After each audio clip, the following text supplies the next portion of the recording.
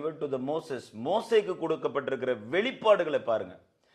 ஆபிரகாமோ நோவாவோ Isaac Jacob Joseph யாருமே அவங்க வாழ்க்கை வரலாற கைகளால் எழுதி ரெக்கார்ட் பண்ணல. அவங்க வாழ்ந்துட்டு ஜெபம் பண்ணிட்டு வாழ்ந்துட்டு போயிட்டாங்க.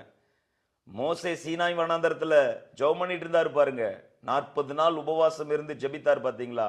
அவரிடத்திலே ஆண்டவர் வந்து ஆதியிலிருந்து அவருடைய முற்பிதாக்களுடைய வரலாறு அத்தனையும் காண்பித்தாரு. What a great revelation! அவர்தான் எழுதினார் ஆதியாகமம், யாத்திராகமம், லேவியராகமம் எல்லாமே. யோசிச்சு பாருங்களேன். அவர் போய் உபவாசம் இருந்து ஜெபித்து கிடைத்த ரெவலேஷன்ஸ் எவ்வளோ பயங்கரமானது. இன்னைக்கு வரைக்கும் நீங்க கையில வச்சுக்கிட்டு இருக்கிற பைபிள் அங்க கொடுக்கப்பட்ட ரெவலேஷன் தான், அங்க கொடுக்கப்பட்ட வார்த்தை தான். ஆமென். மோசே போய் ஒன்றும் ஆபிரகாமுடைய லைஃப் நின்று பார்க்கல, ஆண்டவர் காண்பித்தார், அவர் அதை எழுதி இருக்கிறார். பிரியமானவர்களே, ப்ரே, ஆண்டவர் உங்களுக்கு ரெவலேஷன்ஸ் கொடுப்பார். ஆண்டவருடைய வார்த்தையை நல்லா தியானிங்க.